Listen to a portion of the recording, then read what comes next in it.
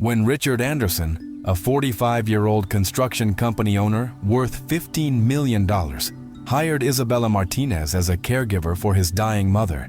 He never imagined that this 28-year-old girl from a small town in Tennessee would not only save his mother's life, but completely transform his own existence in ways he never thought possible. How did a woman who earned $18 per hour caring for elderly people manage to bring back to life a family that had been emotionally dead for 3 years? And why did she hide the fact that she was a trained professional dancer and musician from one of the most prestigious universities in the South? This is the story of Isabella Martinez, the caregiver who gave up her artistic dreams to support her family in Nashville, and how her encounter with the Anderson family in Manhattan would change 4 lives forever, proving that sometimes the people we hire to help us end up being the ones who save us from ourselves. In just 6 months, Isabella went from earning $2,160 per month as a caregiver to becoming the artistic director of a foundation with an annual budget of $3 million, while Richard discovered that true wealth isn't measured in dollars, but in the moments of genuine happiness we can create for the people we love. The rain was falling heavily on Madison Avenue that Tuesday afternoon in May, when Richard Anderson stepped out of his black Mercedes S-Class and looked up at the imposing glass facade of his office building in Midtown Manhattan. At 45 years old, Richard had everything that society defined as success: a construction company that billed $15 million annually, a 4,000 square foot penthouse in the Upper East Side with panoramic views of Central Park, a collection of luxury cars in his private garage, and a bank account that allowed him to buy practically anything he wanted without thinking twice about the price. But as he stood there watching the rain create small rivers on the sidewalk, Richard felt that familiar emptiness in his chest that had accompanied him every day for the past 3 years, ever since his father, Thomas Anderson, had died of a heart attack at age 78. The successful businessman who everyone admired and envied was, in reality, a lonely man who worked 16 hours a day, not because he loved what he did, but because work was the only thing that distracted him from the emotional void that consumed him from within. Richard had inherited not only his father's construction business, but also the responsibility of caring for his mother, Grace, an 85-year-old woman who had once been the soul of every family gathering at their mansion in Greenwich, Connecticut. Grace Anderson had been known for her infectious laugh, her ability to make anyone feel welcome in her home, and her passion for music and dance that had filled the Anderson house with joy for over 4 decades. She had been the one who organized birthday parties, Christmas dinners, and spontaneous celebrations that brought together friends and family in an atmosphere of warmth and love. But Thomas's death had extinguished that light in Grace's eyes. The woman who had once danced in the living room while cooking Sunday dinner had become a shadow of herself, spending her days locked in her bedroom, refusing to receive visitors, and showing no interest in the activities that had once brought her so much happiness. Grace had moved to Richard's penthouse 6 months after the funeral, but instead of making the house more lively, her presence only emphasized the sadness that permeated every corner of that luxurious space. Richard had tried everything to help his mother. He had hired 3 different caregivers in the past year, but none had managed to establish a real connection with Grace. The first, Mrs. Patterson, was a 60-year-old woman with 20 years of experience who treated Grace with professional efficiency, but without the warmth that the elderly woman needed. The second, Jennifer, was a 35-year-old nurse who had excellent credentials but seemed more interested in her phone than in establishing a meaningful relationship with her patient. The third, Carmen, had lasted only 2 weeks because Grace had simply refused to interact with her, spending entire days in silence despite all the woman's efforts to engage her in conversation. It was Dr. Sarah Mitchell, Grace's geriatrician, who suggested that Richard try a different approach. During their last appointment at Mount Sinai Hospital on the Upper East Side, Dr. Mitchell had observed Grace's reaction when a young volunteer began singing softly in the hallway. For the first time in months, Grace had lifted her head and shown a spark of interest in her eyes, though it had lasted only a few seconds. "Your mother needs more than just medical care, Mr. Anderson," Dr. Mitchell had said as they walked through the hospital corridors lined with modern artwork. She needs someone who understands that healing sometimes requires more than medications and medical procedures. She needs someone who can reconnect her with the things that once brought her joy. Have you considered looking for a caregiver with training in music or art therapy? Isabella's profile was notably different from the others he had reviewed. While most caregivers emphasize their years of experience and medical certifications, Isabella had mentioned her background in music and dance, though she had listed her primary occupation as home caregiver and her experience as 3 years caring for elderly clients in the Nashville, Tennessee area. Dorothy Williams, an 89-year-old woman, had written, "Isabella didn't just take care of my physical needs. She brought music back into my life. For the first time in 5 years, I found myself humming songs and looking forward to each new day." Mr. James Thompson, a 72-year-old widower, had commented, "Isabella has a gift for seeing the person behind the illness. She helped me remember who I was before grief consumed me. Music and movement have the power to heal wounds that medicine cannot reach." "Mr. Anderson, I want to be completely honest with you," Isabella had said during their conversation. "I'm not just looking for a job. I'm looking for the opportunity to make a real difference in someone's life. I believe that our elderly deserve more than just assistance with basic tasks. They deserve companionship, respect, and the chance to feel that their lives still have meaning and purpose. My family needed financial support, and I discovered that I had a natural gift for caring for older people. It wasn't the path I had planned, but it's been incredibly rewarding." They agreed that Isabella would start the following Monday, with a trial period of 2 weeks to see if she and Grace were compatible. Isabella Martinez arrived at Richard's penthouse building on East 72nd Street at exactly 9 a.m. on Monday, April 28th. The doorman, Miguel, had been instructed to expect her, and he accompanied her to the private elevator that led directly to the penthouse. As the elevator climbed to the 34th floor, Isabella felt a mixture of nervousness and excitement. She had researched everything she could about the Anderson family and knew that this position could be either the opportunity of a lifetime or another disappointment in a long series of attempts to rebuild her life in New York. Richard was waiting for her in the foyer, dressed in an impeccable charcoal gray suit that probably cost more than Isabella earned in 2 months. At 6'2" tall, with salt and pepper hair and intelligent blue eyes behind designer glasses, Richard Anderson looked exactly like what he was, a successful businessman accustomed to being in control of every situation. But Isabella noticed something in his expression that his expensive clothes and confident posture couldn't hide. A deep sadness that seemed to weigh on his shoulders like an invisible burden. "Miss Martinez, welcome," Richard said, extending his hand with a firm but not entirely warm handshake. "I want to show you the house and introduce you to my mother before I leave for the office. I have an important meeting at 10 a.m., so we'll have to make this quick." Floor-to-ceiling windows offered spectacular views of Central Park and the Manhattan skyline, while carefully selected modern furniture created an atmosphere of luxury and sophistication. The kitchen was equipped with state-of-the-art appliances. The living room featured a grand piano that looked like it had never been played, and the artwork on the walls was clearly the work of renowned artists. But despite all the luxury, Isabella immediately perceived something that troubled her. The house felt more like a museum than a home. Everything was perfectly organized and clean, but there were no signs of life, personality, or warmth. There were no family photos on the tables, no books left open on the sofas, no personal objects that spoke of the people who lived there. It was a space designed to impress, not to provide comfort or happiness. "This is impressive, Mr. Anderson," Isabella said sincerely as they walked through the living room. "But I have to ask, does your mother spend time in these common areas, or does she prefer to stay in her room? In anything, really, since my father died 3 years ago.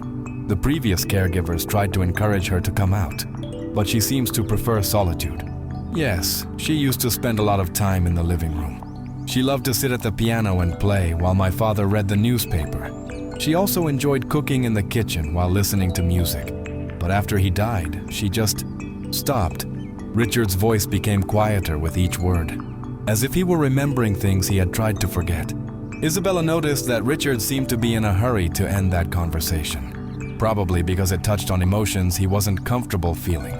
She decided not to press further for now, understanding that building trust would take time, not just with Grace, but also with her son. Grace Anderson's bedroom was at the end of a long hallway lined with family photographs that told the story of happier times.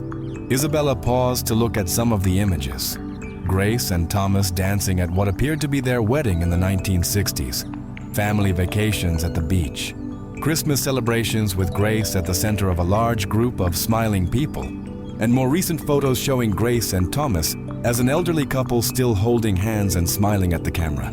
"She was beautiful," Isabella murmured, looking at a photo showing Grace in an elegant dress, dancing with her arms raised while Thomas watched her with an expression of pure love. "She still is," Richard replied, but his voice carried a tone of sadness that made Isabella turn to look at him. "She just forgot. She's going to be staying with you during the day, and I think you're going to like her very much."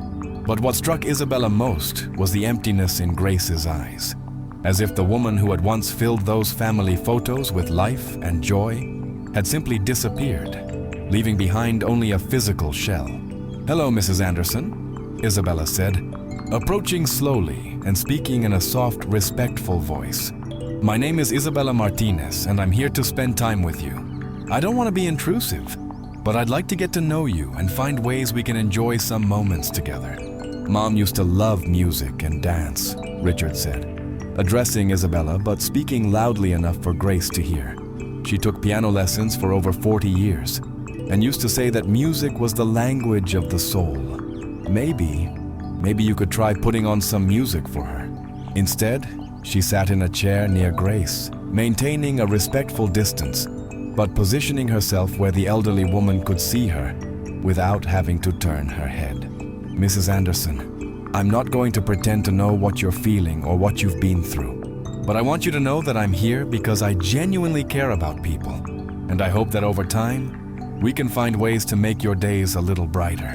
"I need to go, Isabella. My direct phone number is on the card I gave you. Please call me if you need anything or if there are any problems. I usually get home around 7 p.m., but today I might be a bit later because I have dinner with clients in Midtown." Instead, she simply sat quietly, occasionally looking out the window at the view of Central Park and letting Grace get used to her presence. After about 20 minutes, Isabella spoke in a soft voice. "You know, Mrs. Anderson, I moved to New York from Tennessee 3 months ago. It's a big change for someone who grew up in a small town where everyone knew everyone. Sometimes I look out at this incredible city and feel a bit overwhelmed by how different everything is here. But there's also something exciting about new beginnings, don't you think? But life took me down a different path, and now I find joy in helping people and being a companion to those who need someone to care about them." Instead, she focused on creating an atmosphere of calm and acceptance. When Richard returned that evening, he found Isabella in the kitchen preparing dinner. She had prepared a simple but nutritious meal and had set the table for 3 people, including Grace. "How was your first day?" Richard asked, loosening his tie and looking tired after a long day of meetings and negotiations. "Quiet, but good," Isabella replied honestly. "Your mother is still processing my presence, which is completely normal. Building trust takes time, especially with someone who has been through the kind of loss she's experienced. But I can see that she's listening, even when she doesn't respond. The previous caregivers always complained that she wouldn't eat anything they prepared. At least that's something." He was silent for several seconds, clearly trying to remember.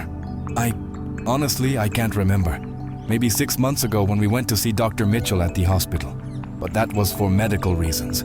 Before that, I really don't know. But that will require patience and understanding from all of us." On Friday, when Isabella was humming softly while dusting the living room furniture, she heard Grace humming the same melody very quietly from her bedroom. But it was on the second Monday of Isabella's employment that something remarkable happened. Isabella had decided to clean the living room more thoroughly, which involved moving some furniture and uncovering objects that probably hadn't been touched in years. Behind the grand piano, she found a collection of sheet music that was clearly old and well used. The sheets were yellowed with time and many had handwritten notes in the margins. Isabella was examining the sheet music when she heard footsteps behind her. She turned and was surprised to see Grace standing in the living room doorway, wearing a robe and slippers, but with an expression of interest she hadn't shown before. "Those are my sheets," Grace said quietly, her voice hoarse from lack of use but clearly audible. It was the first complete sentence Isabella had heard Grace speak since she started working there. "They're beautiful, Mrs. Anderson," Isabella replied, holding up a sheet of Clair de Lune by Debussy. "I can see they've been played many times." The notes in the margins suggest someone who really understood and loved this music. He said that our home would never truly be a home without music filling its rooms. You don't have to play if you don't want to, but maybe just sitting there would bring back some good memories. Her fingers were shaking slightly, whether from age, emotion, or both. Isabella sat beside her on the bench, close enough to provide support, but not so close as to intrude on Grace's personal space. "Sometimes muscle memory is stronger than we think," Isabella said gently. "Maybe your hands remember things your mind is trying to forget." The first notes were hesitant and uncertain, but within a few measures, it was clear that her hands did indeed remember. She was playing Moonlight Sonata by Beethoven, one of the most beautiful and melancholic pieces ever composed. As Grace played, Isabella watched her face transform. The emptiness that had characterized her expression for so long was gradually replaced by something Isabella had never seen before: peace. Grace's shoulders relaxed, her breathing became deeper and more regular, and for the first time since Isabella had known her, a small smile appeared on her lips. When Grace finished the piece, silence filled the living room. Both women sat quietly, absorbing the emotional impact of what had just happened. Finally, Grace turned to Isabella and said, "I had forgotten how much I needed this." As she played, Isabella began to hum along, her voice blending harmoniously with the piano notes. Grace looked at Isabella with surprise but continued playing, clearly pleased by the musical collaboration. They spent the next hour exploring the sheet music collection, with Grace playing pieces she remembered, and Isabella occasionally singing or humming along. It was during this musical session that Isabella began to understand the depth of Grace's talent. This wasn't just someone who had taken piano lessons as a hobby. Grace was a truly gifted musician who had probably sacrificed a potential professional career to dedicate herself to family and home. When Richard arrived that evening, he heard music coming from the living room before he even opened the apartment door. His steps slowed as he approached, hardly believing what he was hearing. For the first time in 3 years, there was music in his house. And not just any music, but the sound of his mother playing piano with a joy and vitality he had thought was lost forever. Richard stood in the living room doorway, afraid to enter and break the spell. Grace was at the piano, playing a piece he recognized as one of her favorites, while Isabella sat beside her, occasionally turning pages and providing gentle encouragement. Both women looked completely absorbed in the music, as if nothing else in the world existed at that moment. When the piece ended, Richard realized he had tears in his eyes. He tried to wipe them discreetly, but Grace had already noticed his presence. "Richard, darling," Grace said, using an affectionate tone he hadn't heard in years. "Come listen to this. Isabella knows some of the most beautiful songs, and her voice is absolutely lovely. I had almost forgotten how talented you are. I can't thank you enough for what happened today," Richard said, his usual executive composure replaced by genuine vulnerability. "I had lost hope that my mother would ever be herself again. What you did? How did you know to try the piano? But underneath, the painting is still there, still beautiful, just waiting for someone to carefully clean away what's hiding it. Sometimes life takes us down paths we never expected, and we have to learn to find beauty and meaning in places we never thought to look." The piano sessions with Isabella became a daily routine, but Grace also began asking questions about Isabella's life, showing curiosity about the young woman who had brought music back into her world. It was during one of these conversations that Grace made a discovery that would change everything. They were looking through Grace's collection of classical music books when Grace came across a program from a dance performance at the Tennessee Performing Arts Center in Nashville. The program was several years old and had been tucked between the pages of one of the music books, apparently forgotten. "Oh, this is from a trip Thomas and I took to Nashville about 5 years ago," Grace said, opening the program. "We went to see a dance performance by students from Vanderbilt University. It was absolutely beautiful. The young dancers were so talented, so full of life and passion. She performed a solo piece that was so moving, so technically perfect, that the entire audience gave her a standing ovation. Let me see if I can find her name in the program. Isabella Martinez." Grace looked up from the program and stared at Isabella with an expression of complete shock. "Isabella Martinez. That's your name." She had never imagined that Grace and Thomas had been in the audience at one of her performances, let alone that Grace would remember the event well enough to connect it to her current caregiver. "Mrs. Anderson, Isabella began, but the words seemed stuck in her throat. "This was you," Grace said, standing up and approaching Isabella with the program in her hands. "You were the dancer who moved us to tears that night.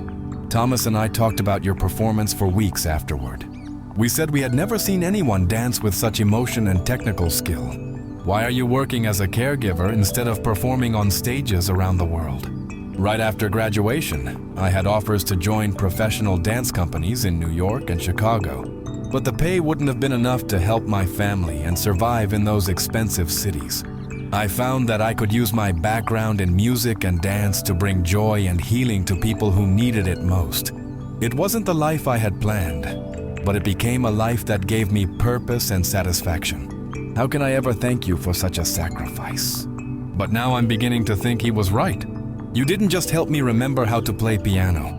You helped me remember who I was before grief made me forget. "Good evening, ladies," Richard said, loosening his tie and noticing immediately that both women looked like they had been crying, though not from sadness. "Did something happen today?" Grace proceeded to tell him about the discovery of the performance program and Isabella's hidden past as a professional dancer.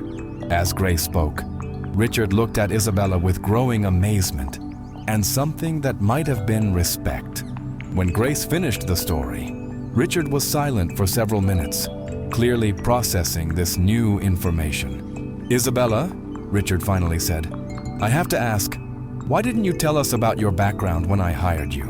Most people would have mentioned such impressive credentials. I wanted you to hire me for who I am now, not for who I used to be. You found a way to use them to heal and help people in a completely different but equally important way. It was Grace who first suggested that Isabella should dance for them. I know it's been years since you performed," Grace said one afternoon while they were having tea in the living room, "but I would love to see you dance again. I remember how beautiful and moving your performance was that night in Nashville, and I think it would be wonderful if you felt comfortable sharing that gift with us here. I'm not sure I remember the choreography, and I definitely don't have the same physical condition I had then. But as the music continued, something magical began to happen. Isabella's body began to remember movements that her mind thought it had forgotten. Her arms began to flow with the melody. Her feet began to find the rhythm. And gradually, the young woman who had once moved audiences to tears began to emerge again. Grace watched in wonder as Isabella transformed before her eyes. The caregiver's reserved and professional demeanor gave way to an expression of pure artistic freedom. Isabella moved with a grace and emotion that spoke of years of training and natural talent, but also with a maturity and depth that could only come from life experience. When the music ended, both women were crying. Grace from the joy of witnessing such beauty, and Isabella from the emotional release of reconnecting with a part of herself she had thought was lost forever. "That was absolutely beautiful," Grace whispered. "Even more beautiful than I remembered from Nashville. He wanted to spend more time at home, maybe take Grace out for dinner if she felt up to it, or simply enjoy an evening of music and conversation. But as he opened the apartment door, he heard the piano playing and stopped to listen. The melody was beautiful but unfamiliar, and there was something in the way Grace was playing that suggested she was accompanying someone, not performing solo." Richard quietly set down his briefcase and walked toward the living room, planning to enjoy the music without interrupting. But what he saw when he reached the doorway left him completely breathless. In the center of the living room, Isabella was dancing with a grace and beauty that seemed almost otherworldly.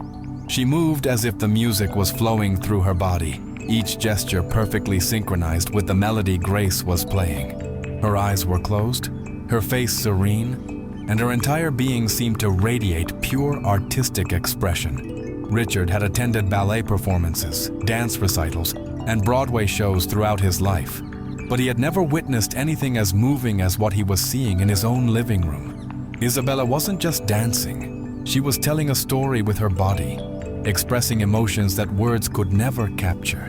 The combination of her movement and his mother's piano playing created something that transcended mere performance and entered the realm of pure art. As Richard watched, he felt something breaking open inside his chest. For 3 years, he had lived in an emotional vacuum, going through the motions of life without really feeling anything deeply. He had convinced himself that work was enough, that success and financial security were adequate substitutes for joy and connection. But watching Isabella dance while his mother played piano with such obvious happiness made him realize how much of life he had been missing. When the music ended and Isabella opened her eyes, she saw Richard standing in the doorway with tears streaming down his face. For a moment, all three of them stood frozen, each processing the emotional intensity of what had just happened.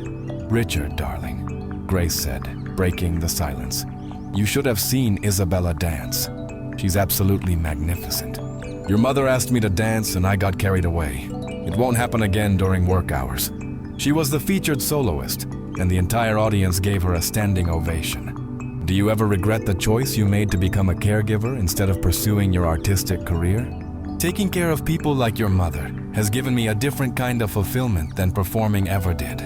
Isabella, I've been doing a lot of thinking over the past few weeks, watching how much joy and life you've brought back to this house. My mother is like a different person since you arrived. She's eating better, sleeping better, and most importantly, she's happy again. And honestly, I'm happier too, just from seeing her flourish. You've given us both a gift we didn't even know we needed. My father established a charitable foundation before he died, focused on improving the lives of elderly people in the New York area. The foundation has been largely inactive since his death, because I've been too buried in work to give it proper attention. But seeing what you've accomplished with my mother made me think about the possibilities. What if we developed a program that combines professional care with art therapy?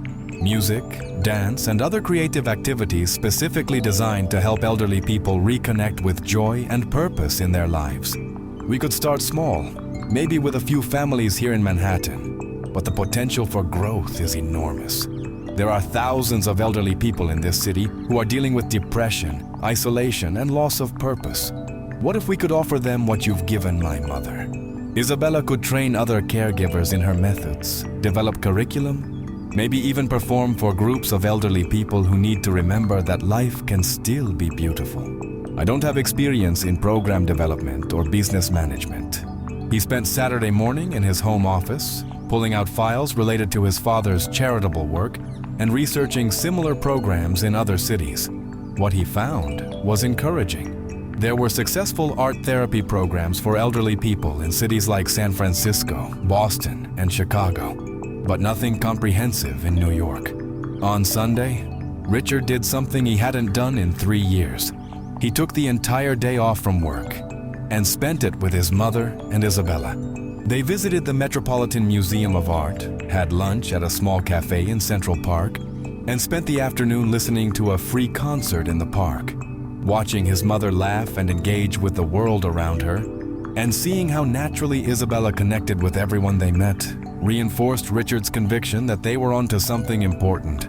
That Sunday evening, as they sat in the living room sharing stories about the day's adventures, Richard made a decision that would change all their lives. "Isabella, I've been thinking about our conversation on Friday, and I'd like to make you a formal proposal. You would be responsible for developing and implementing a comprehensive program that combines professional caregiving with art therapy, specifically designed for elderly people and their families." That sounds incredible, but I'm not sure I'm qualified for such a responsibility. And most importantly, you would have the freedom to create the kind of program you envision, with full support from the foundation. Now she was being offered the opportunity to create and lead a program that could impact hundreds of lives, while earning more money than she had ever imagined possible. "But what about you, Mrs. Anderson?" Isabella asked Grace. "I couldn't leave you, especially now that we've made such progress together. And I could help you develop activities and curriculum based on what we've learned together. I might even be able to help train other caregivers in music therapy techniques." "Anderson, this is beyond anything I ever dreamed possible. But I have to ask, why are you doing this? You barely know me, and you're offering me a chance to completely change my life." After he died, I lost sight of that vision because I was so focused on managing the business and dealing with my own grief. "You're not just a talented caregiver. You're someone who understands that healing requires more than just medical care. You understand that people need to feel valued, loved, and connected to something beautiful. You could help so many families find their way back to joy and connection." "Welcome to the Anderson Foundation, Program Director Martinez. We could have dance classes, music therapy sessions, intergenerational activities where elderly people share their knowledge with young people, art projects that help people express their life stories." They had both found something they didn't even know they were looking for. A sense of purpose that combined their individual talents in service of something larger than themselves. The next morning, Richard called his lawyer and accountant to begin the process of formally establishing the Arts and Aging Initiative. Isabella spent the day researching art therapy techniques and beginning to outline what a comprehensive program might look like. But it was Grace who came up with the idea that would ultimately make their program unique. "What if we didn't just serve elderly people?" Grace suggested during their planning session that afternoon. "What if we created intergenerational programs that brought together elderly people with young families, teenagers, and children? Think about how much knowledge and wisdom elderly people have to share, and how much energy and fresh perspective young people could bring to their lives. We could have storytelling sessions where elderly people share their life experiences, mentorship programs where they teach skills to young people, and collaborative art projects that bridge generational gaps. We're not just talking about care for elderly people. We're talking about rebuilding community connections that have been lost in modern urban life." Isabella's artistic background and understanding of elderly care needs, combined with Grace's insights as both a former patient and a talented musician, and Richard's business acumen and financial resources, created a synergy that exceeded what any of them could have accomplished alone. They decided to start with a pilot program serving 10 families in Manhattan, with plans to expand based on the results.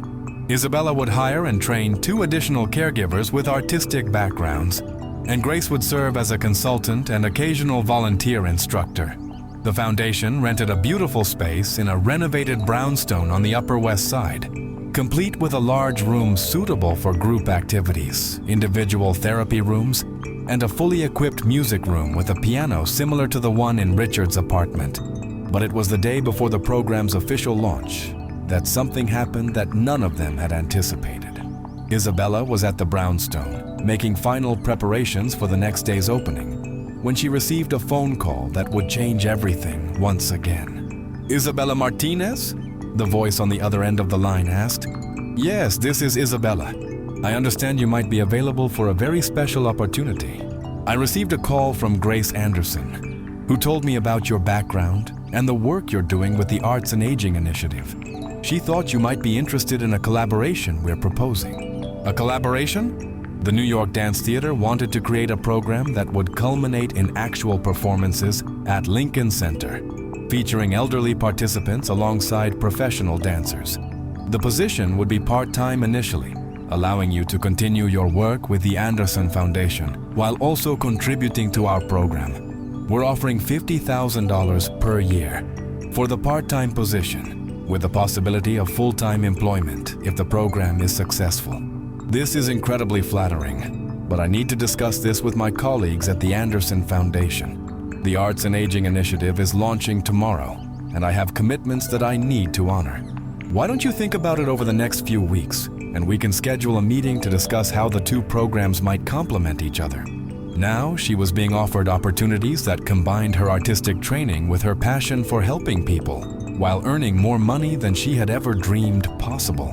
But more than the professional opportunities or financial security, what moved Isabella most was the realization that she had found her true calling. She wasn't just a caregiver who happened to have artistic training, or a dancer who happened to be good with elderly people. She was someone who could bridge different worlds and create connections that healed both individuals and communities. When Isabella arrived at Richard's apartment that evening to tell Grace and Richard about the call from the New York Dance Theater, she found them in the living room planning the next day's launch activities. "Isabella!" Grace exclaimed as soon as she walked in. "How did the final preparations go? Are we ready for tomorrow? This could be the opportunity of a lifetime for you. I can't just abandon everything we've worked so hard to create." And think about the possibilities for collaboration between the two programs. The Anderson Foundation could be a pipeline for participants in the New York Dance Theater's program, and their program could provide performance opportunities for our participants. Because you're not taking on additional responsibilities alone. You're building a team and creating systems that can grow and adapt. The foundation has the resources to hire additional staff if needed, and Grace has already volunteered to take on more responsibilities in program development. If it works out, we can figure out how to make everything fit together. If it doesn't, you haven't lost anything. And family supports each other's dreams and opportunities. 10 elderly people and their family members gathered in the beautiful brownstone space, eager to try something completely new and different.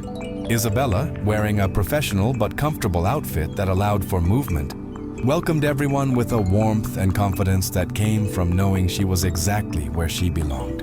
"Welcome to the Arts and Aging Initiative," Isabella said to the gathered group. "My name is Isabella Martinez, and I'm here because I believe that age is just a number, that creativity has no expiration date, and that every person in this room has stories, talents, and wisdom that deserve to be celebrated. This is Grace Anderson, who is both a consultant for our program and living proof that it's never too late to rediscover joy and purpose in life. But all of you will have the opportunity to connect with others who understand that life's most beautiful chapters can be written at any age." She was using her artistic training, her caregiving skills, her understanding of human nature, and her ability to create community, all in service of something that mattered deeply to her. Richard, who was observing from the back of the room, felt a pride and satisfaction that had nothing to do with financial success or business achievements. Watching Isabella work with the group, seeing his mother's joy as she accompanied the exercises on piano, and witnessing the immediate connections forming between participants, he realized that they had created something truly special. After the session ended and participants were leaving with expressions of excitement and anticipation for the next week, Richard approached Isabella. "How do you feel?" he asked. Isabella smiled, looking tired but energized, like I'm finally doing what I was meant to do. But I have a feeling that this is just the beginning of something much bigger than any of us imagined. Isabella's meeting with Patricia Williams from the New York Dance Theater went even better than expected. Not only were they interested in having Isabella consult on their Legacy in Motion program, but they wanted to explore a formal partnership between the two organizations. "What you've created with the Anderson Foundation is exactly what we've been trying to develop," Patricia explained during their meeting at Lincoln Center. "You have the expertise in working with elderly people, and we have the professional dance resources. Together we could create something unprecedented." Isabella would serve as the bridge between the two programs, helping elderly participants prepare for the collaboration, while ensuring their emotional and physical needs were met throughout the process. "We're talking about real performances, Isabella," Patricia emphasized. "Not just therapeutic activities, but actual artistic presentations that celebrate the participants' life experiences, while showcasing their newly developed or rediscovered talents.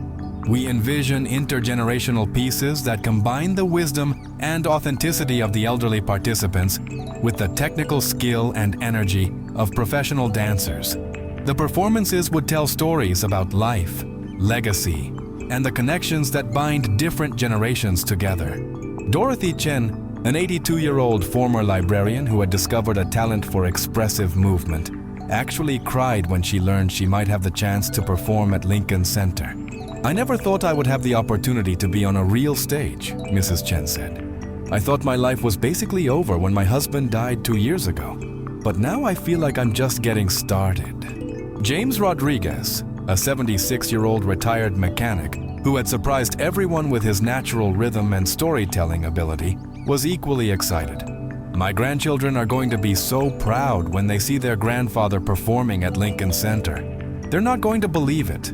This is beyond anything your father and I ever dreamed for the foundation," she told Richard.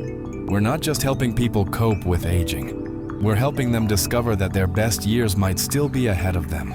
Isabella worked with Patricia Williams and 2 professional dancers to develop pieces that incorporated each participant's personal story while accommodating their physical abilities and interests. Mrs. Chen's piece was based on her experience as a young immigrant from Taiwan, incorporating traditional movements with contemporary dance. Mr. Rodriguez's piece told the story of his 50-year marriage through music and movement that celebrated love, loss, and resilience.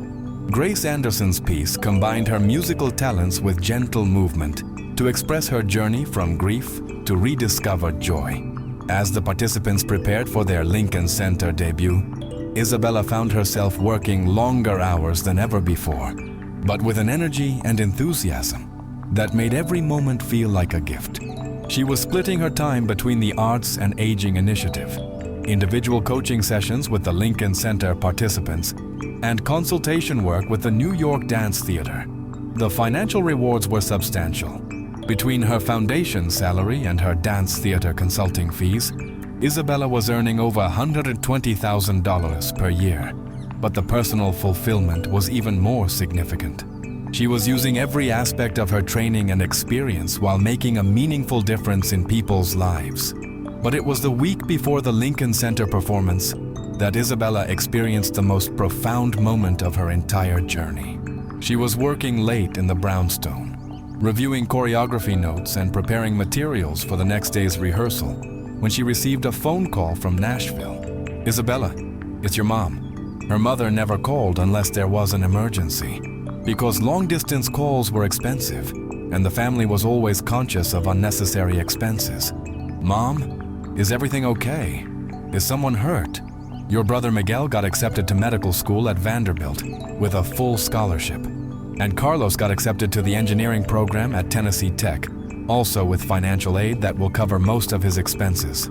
They both wrote essays about their sister who gave up her own dreams to support her family, and how that sacrifice motivated them to excel in their studies and pursue careers that would allow them to help other people.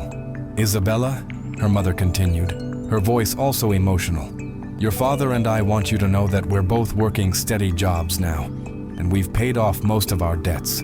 The boys will be able to support themselves through college with their scholarships and part-time work. You don't need to send us money anymore." "Mom, are you saying that everyone is going to be okay financially?" The family responsibilities that had led her to give up her artistic dreams had been fulfilled. Her brothers were going to college, her parents were financially stable, and she was free to make choices based on her own desires and goals rather than family obligations.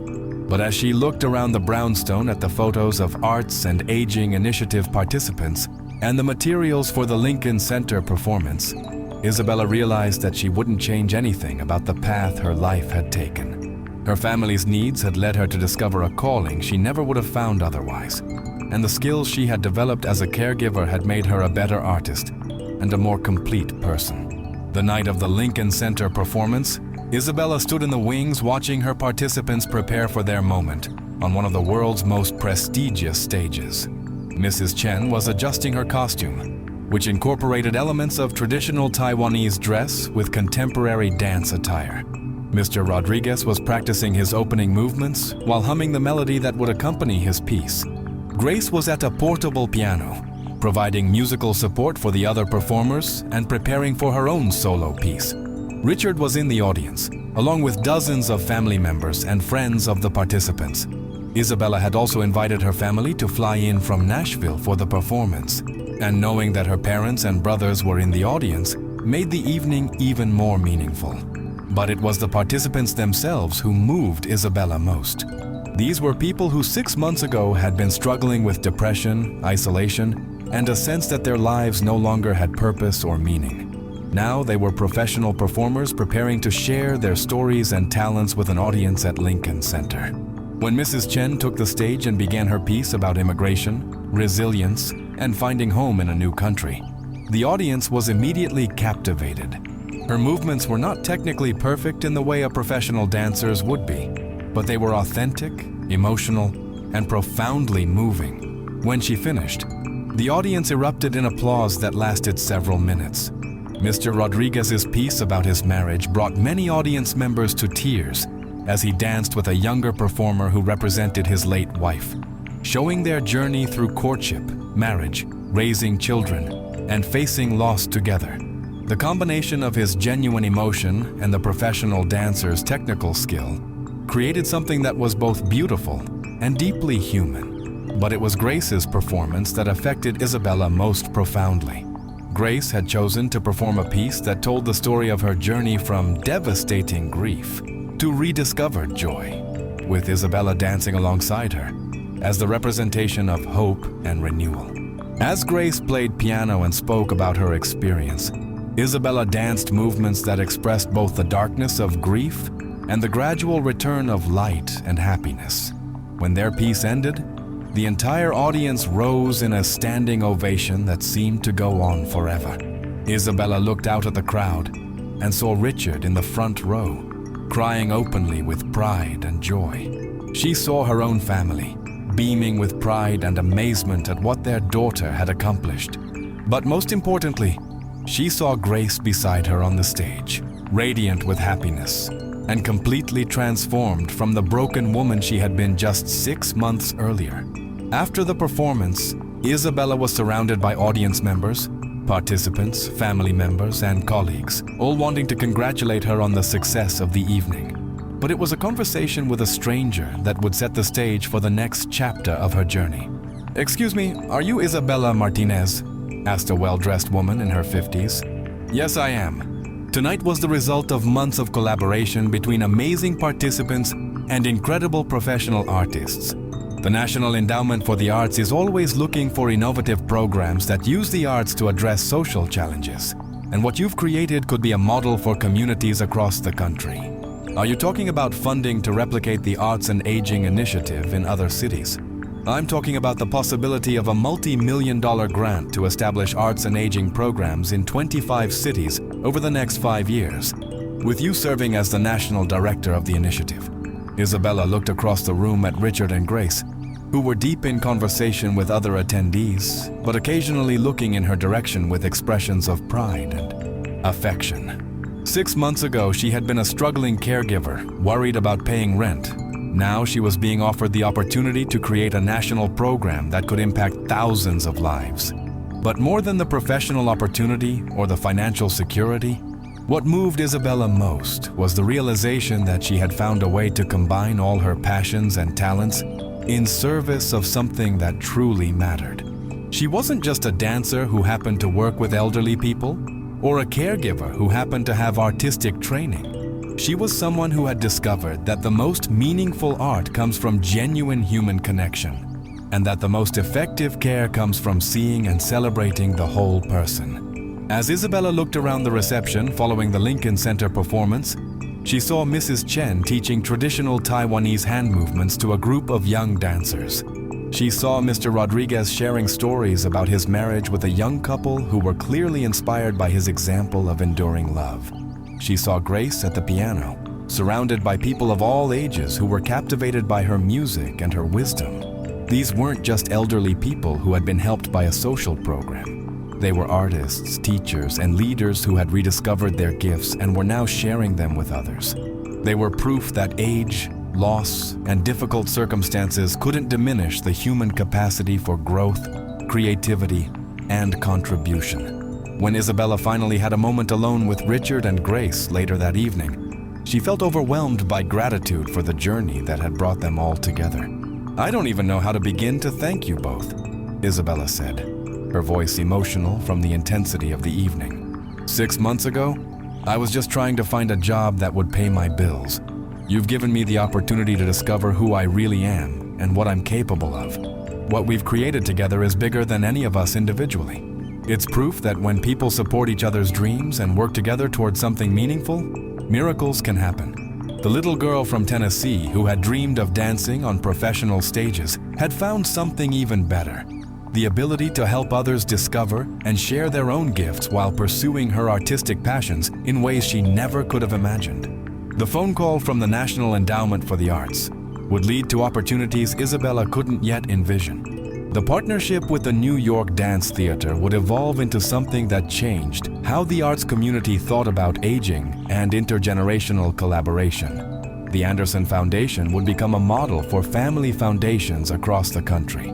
But standing there with Richard and Grace, Isabella knew that regardless of what opportunities and challenges lay ahead, she had already achieved something more valuable than professional success or financial security. She had found her true calling, discovered the power of genuine human connection, and learned that the most beautiful performances happen not on stages, but in the daily moments when people choose to see and celebrate each other's gifts. The caregiver from Tennessee, who had never imagined her life could contain such possibilities, had become a national leader in arts and aging. But more importantly, she had become someone who understood that true wealth isn't measured in dollars or applause, but in the lives we touch and the joy we help others discover. As the evening wound down and they prepared to leave Lincoln Center, Isabella looked back at the theater where magic had happened that night. She thought about all the elderly people across America who were sitting in nursing homes or isolated in their apartments, convinced that their best years were behind them. She thought about all the young artists struggling to find meaning and purpose in their work, not realizing that their greatest impact might come from unexpected directions. The National Endowment for the Arts grant that Catherine Morrison had mentioned would indeed materialize 3 months later. Isabella would find herself traveling across the country, training teams in cities from Seattle to Miami, helping establish arts and aging programs that would eventually serve over 10,000 elderly participants annually. The program would become a model studied by universities and replicated internationally. But none of that success would compare to the simple satisfaction Isabella felt every day when she walked into the original brownstone in Manhattan and saw Mrs. Chen teaching calligraphy to children from the neighborhood school, or Mr. Rodriguez leading a storytelling circle for teenagers who needed to hear that love could last a lifetime, or Grace at the piano, accompanying another group of elderly participants as they discovered that their voices still mattered. Richard, meanwhile, had undergone his own transformation. The businessman who had once worked 16-hour days to avoid feeling anything had become someone who understood that true success meant creating opportunities for others to flourish. The Anderson Foundation grew from a small family charity to a major force in arts and aging advocacy. But Richard's greatest pride came from watching his mother thrive and from seeing Isabella develop into the leader she was always meant to be. 6 months after the Lincoln Center performance, Richard made a decision that surprised everyone, including himself. During a foundation board meeting where they were discussing expansion plans, Richard announced that he was stepping back from day-to-day operations of his construction company to focus full-time on the foundation's work. For 3 years after my father died, I thought that keeping his business successful was the best way to honor his memory, Richard explained to the board members, who included Isabella, Grace, and several prominent New York philanthropists. But I've realized that the foundation work is what would have made him truly proud. Building buildings is important, but building communities and rebuilding lives is what creates lasting legacy. Their professional relationship had evolved into something deeper, a shared commitment to proving that people's potential doesn't diminish with age, and that the most profound healing often comes through artistic expression and genuine human connection. But it was Grace who provided the most surprising development of all. On a Tuesday afternoon in September, almost exactly 1 year after Isabella had first walked into the Anderson apartment, Grace made an announcement that left both Richard and Isabella speechless. "I've been thinking," Grace said as they sat in the brownstone's main activity room, reviewing plans for the upcoming holiday performance. "I want to go back to school." "Mom, what do you mean, go back to school?" Richard asked. Grace smiled with the confidence of someone who had rediscovered her sense of adventure. "I mean, I want to enroll in the music therapy certification program at NYU. I'm 86 years old, which means I probably have at least 10 good years left to contribute something meaningful to the world." I want to become a certified music therapist so I can work more effectively with our program participants.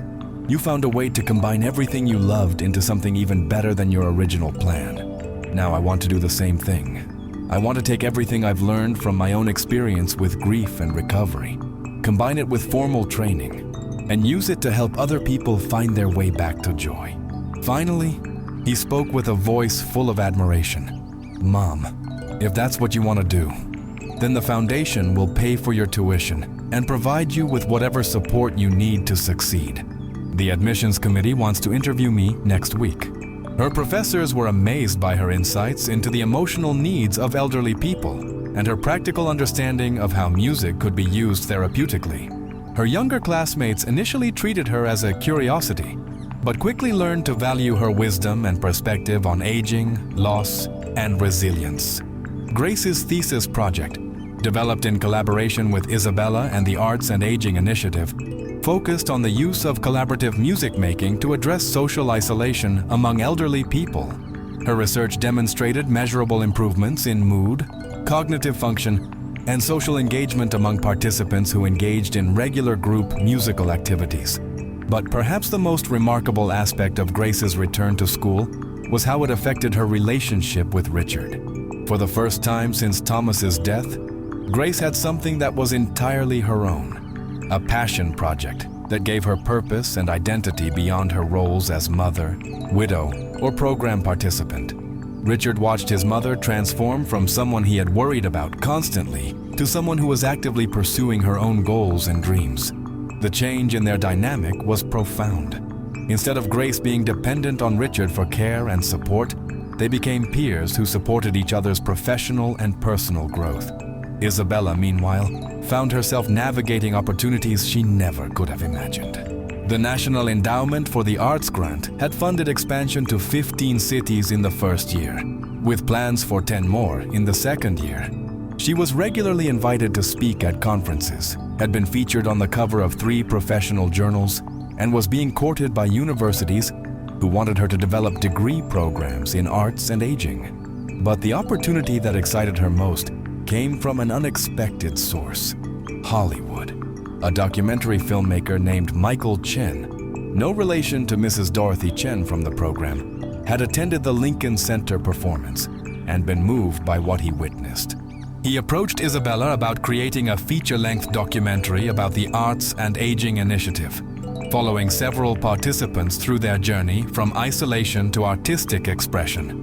What you've created isn't just a social program, Michael explained during their meeting at a cafe near Lincoln Center. It's a complete reimagining of what aging can look like in America. The stories of your participants are incredibly powerful, and I think a documentary could help change how society thinks about elderly people and their potential. This wouldn't be a feel-good piece that glosses over the real challenges of aging. It would be an honest exploration of how art and community can help people rebuild their lives after loss, while acknowledging that the process isn't always easy or straightforward. But more importantly, it would introduce Isabella's work to millions of people and lead to inquiries from communities around the world who wanted to develop similar programs. As Isabella's second year with the Anderson Foundation began, she found herself managing a team of 45 employees across 20 cities, overseeing an annual budget of $8 million and serving as a consultant to organizations in 12 countries. Her personal salary had grown to $200,000 per year, but more significantly, she had become a recognized leader in the field of arts and aging. But it was a conversation with Mrs. Dorothy Chen that reminded Isabella of why her work mattered more than any professional accolades or financial rewards. Mrs. Chen, who had become one of the program's most dedicated participants and volunteer instructors, approached Isabella after a particularly successful intergenerational performance featuring elderly participants and high school students.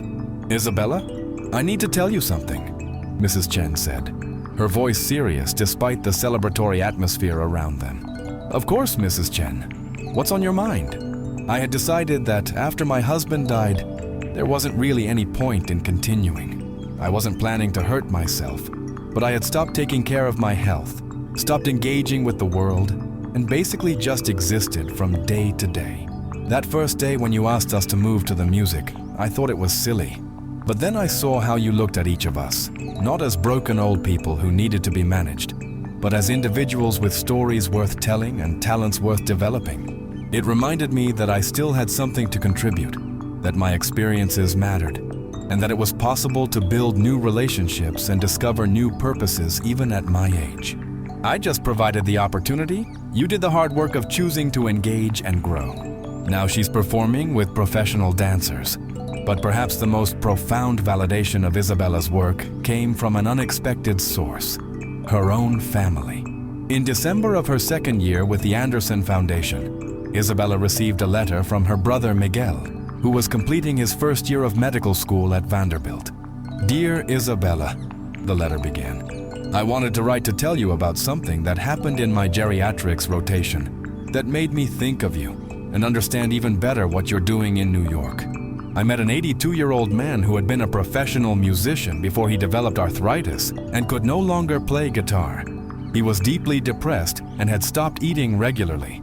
But when I mentioned that my sister worked with elderly people in music therapy, he became animated for the first time since I'd been working with him.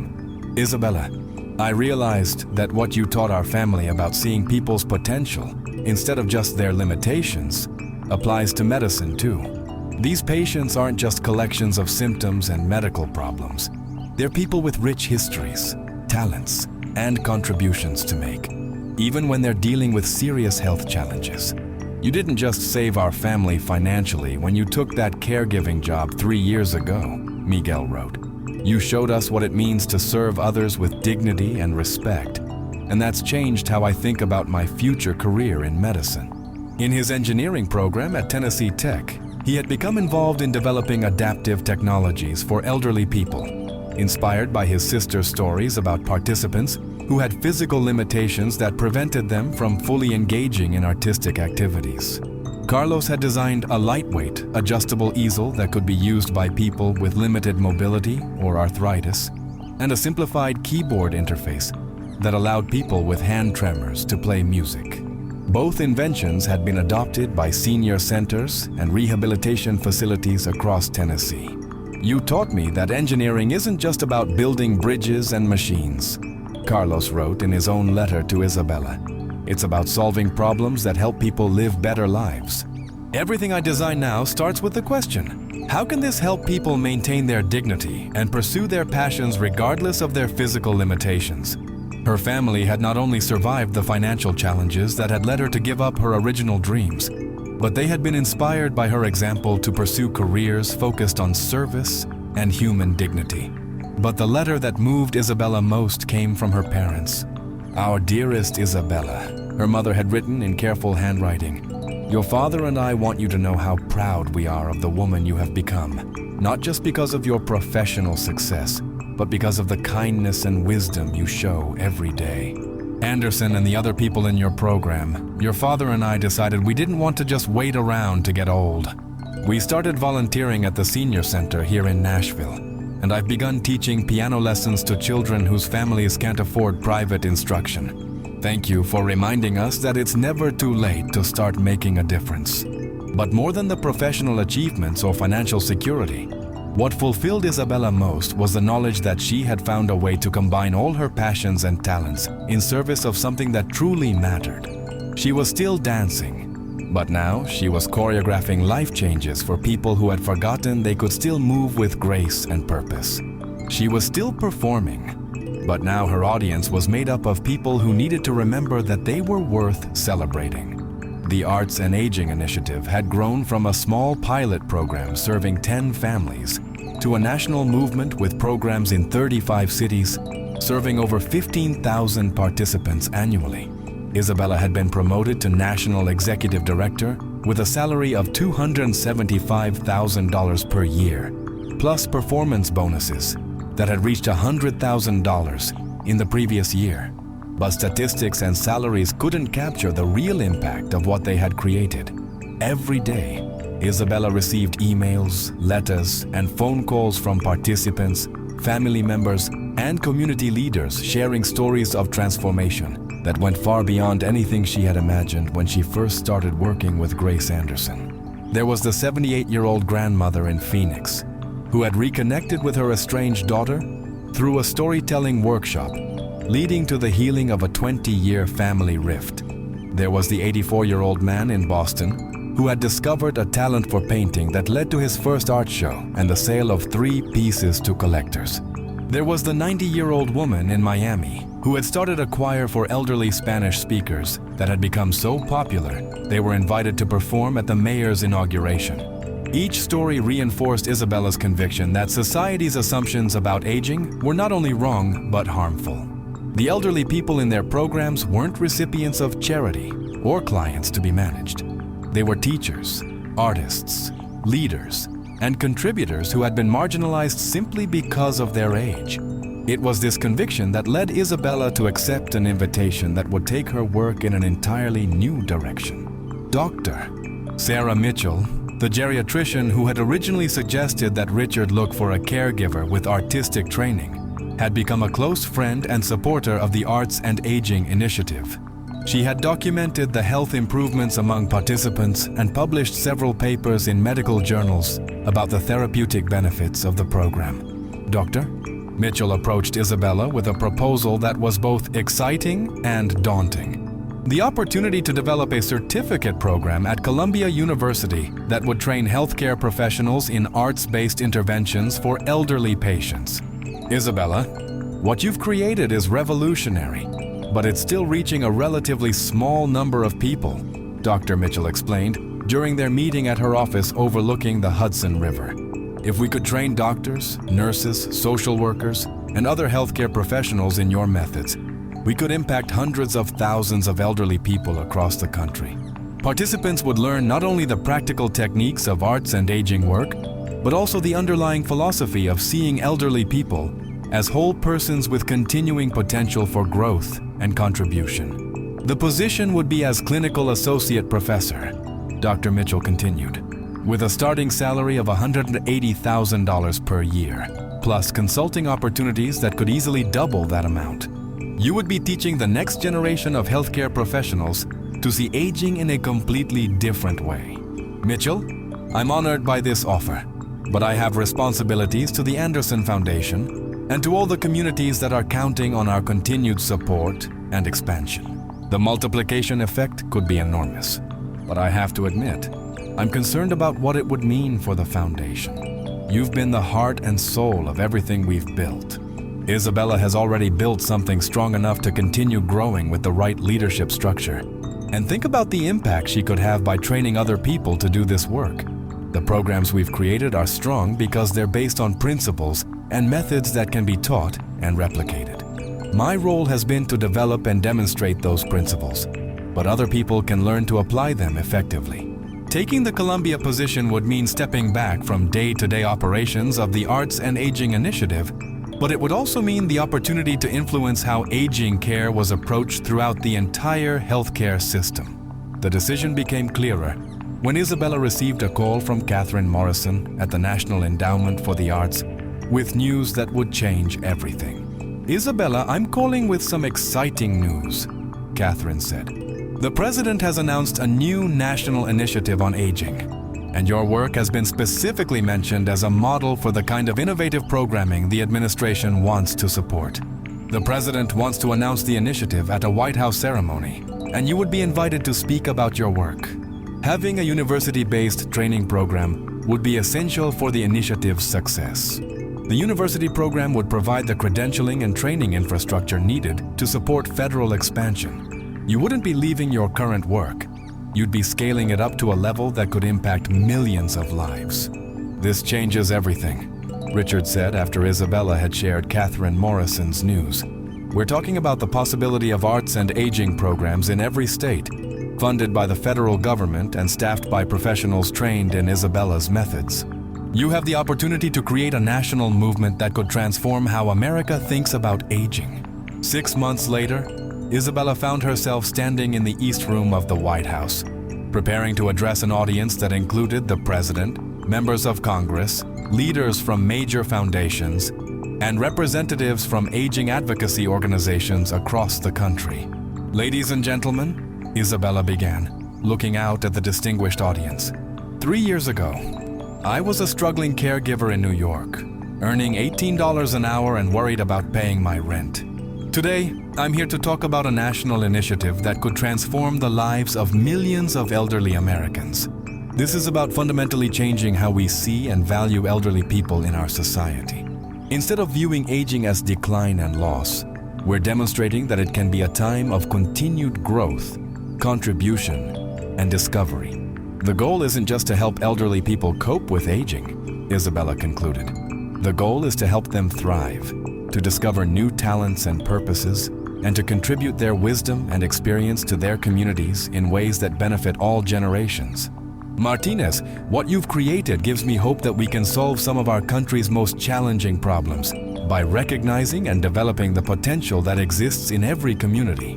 The young woman who had given up her dreams of dancing professionally had found something even more meaningful: the ability to help others discover and pursue their own dreams, regardless of their age or circumstances.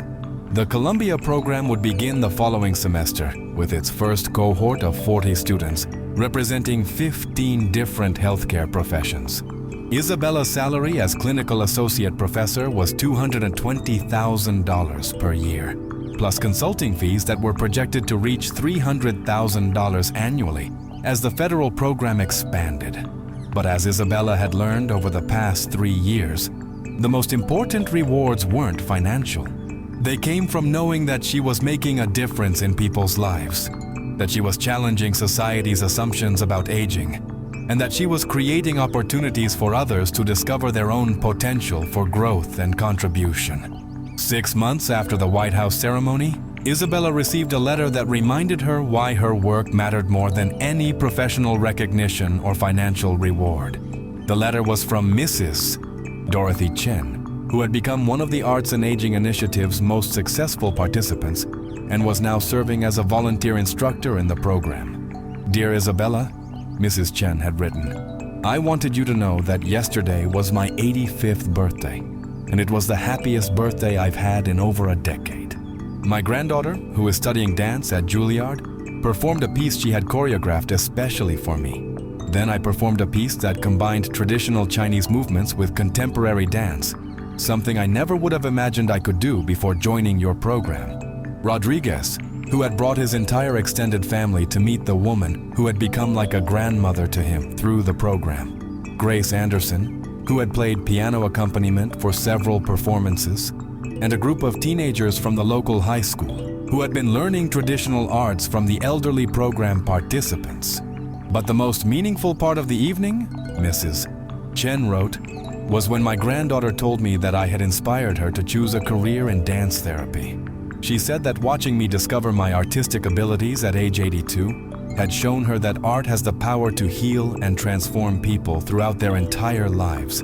Young people were choosing careers in aging services because they had seen elderly people thriving and contributing rather than just surviving. Families were reconnecting across generational lines because they had discovered shared interests and mutual respect through artistic collaboration. The transformation that had begun with one grieving elderly woman and one struggling young caregiver had grown into a national movement that was changing how America thought about aging, potential, and the value of every human life. Isabella's story was far from over. The federal initiative would continue to expand. The Columbia program would train thousands of healthcare professionals, and new opportunities would emerge that she couldn't yet imagine. But as she sat in her beautiful apartment overlooking Central Park, a far cry from the small room in Queens she had rented 3 years earlier, Isabella knew that she had already achieved something more valuable than any future success. She had discovered that true fulfillment comes not from pursuing our own dreams in isolation, but from helping others discover and pursue theirs. She had learned that the most meaningful work often comes from unexpected directions, and that the people we think we're helping often end up being the ones who help us discover who we're meant to become. Most importantly, Isabella had proven that it's never too late to reinvent yourself, to discover new talents, or to make a meaningful contribution to the world. Whether you're a 28-year-old caregiver wondering if your life has purpose, or an 85-year-old widow convinced that your best years are behind you, the potential for growth, joy, and meaningful impact exists at every stage of life.